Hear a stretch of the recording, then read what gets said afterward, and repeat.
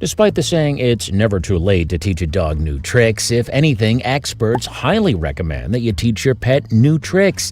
This is to keep them stimulated mentally as well as physically. A pet that spends their time doing nothing besides eating and sleeping will grow weak in every capacity.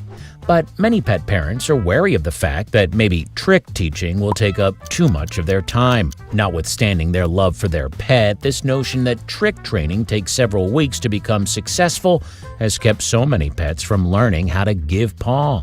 10 minutes twice a day, that's all it takes to be able to successfully teach your pet a new trick. Today, we're teaching you how to train your dog to roll over on command, plus 9 other cool dog tricks you can master with your canine companion in no time. Let's get started. Number 10, roll over. To start off, you need 2 things: treats and a positive attitude. Dogs don't respond to accolades. They want you to positively reinforce their action with words of affirmation, cuddles, or the all-too-beloved doggy treats. To train your dog how to roll over, you need to first teach them how to lie down without being apprehensive of the fact. For example, when you lie your dog down, they don't immediately get up. In fact, you need to build a rapport with your canine companion before teaching them any trick. Lay your dog down in a lying position. Hold a treat in one hand and slowly move it across their nose. Make sure that your pet has acknowledged the reward and is following the treat with their head. Move the treat slowly along the dog's nose or along their neck until they're at their side and roll over as a natural response. Once they've successfully rolled over, reward them with a treat. Repeat this twice a day, every day for 10 minutes to make your dog roll over on command without being tempted with treats. Number 9, give paw. This is a relatively simple task to train your dog in. If you hunch down to come closer to your pet, they'll instinctively raise their paws to you, thinking you're giving them something to eat. In this case, you'll tap into that behavior and actually offer them a treat. Hunch down to come closer to your pet and show them the treat you're holding in one hand. Instruct them to remain sitting and then hold the treat within paw's reach of them. Your pet will instinctively reach out for your hand to drop the treat and then nibble at it. It's important to give your pet gesture cues as you go along so they're able to remember which gesture stands for what. It's a whole lot easier than attempting to teach them a language.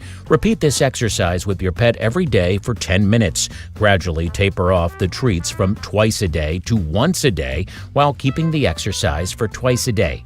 Make sure you keep up with your gesture cues, and sooner or later, your pet will be giving you its paw just for the sake of it. Number 8, shake hands.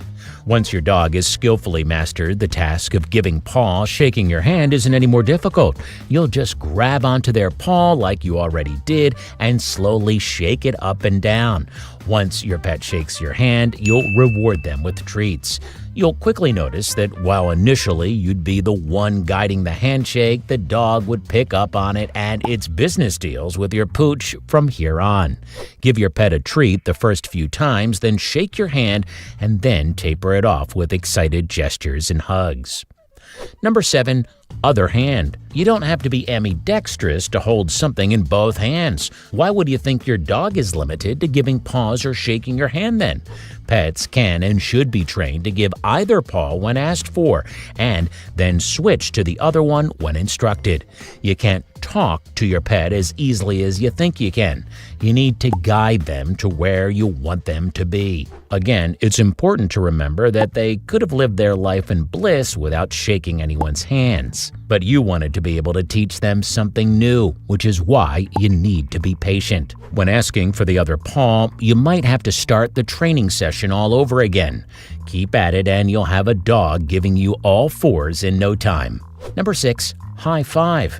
It's true what they say, a dog really is man's best friend, and what better way to commemorate this friendship than with a good old-fashioned high five.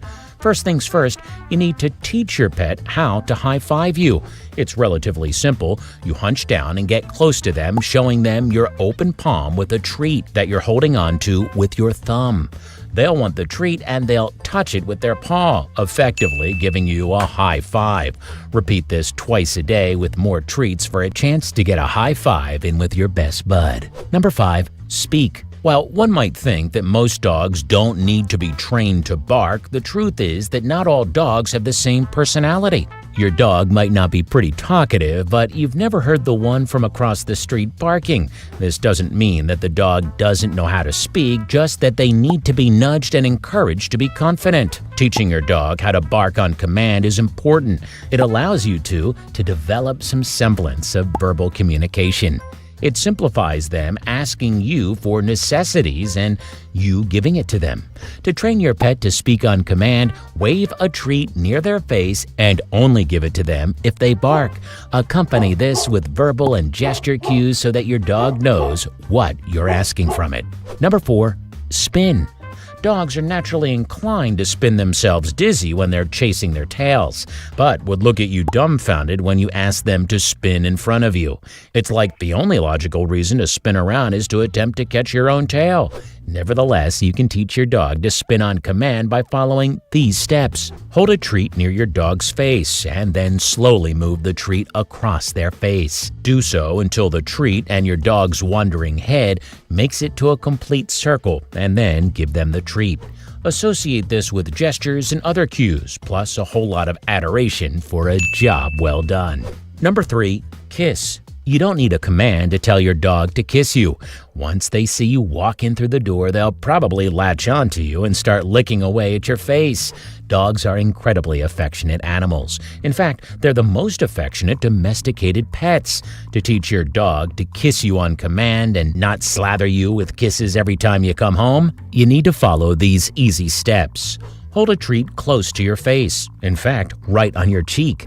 Gesture to your dog that they have the treat, and they'll probably lick you while they're at it. Reward their kisses with treats, and you two have a mutually benefiting relationship going on.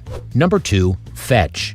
Dogs love a good day in the park. They like to run about, play games, and meet tons of other dogs. They especially love the exercise that they're getting and want you to play with them some more. While most of these doggy games are curated by your pets themselves, the one game you know both you and your pooch will enjoy is fetch. And you're in luck because teaching them how to fetch is incredibly easy.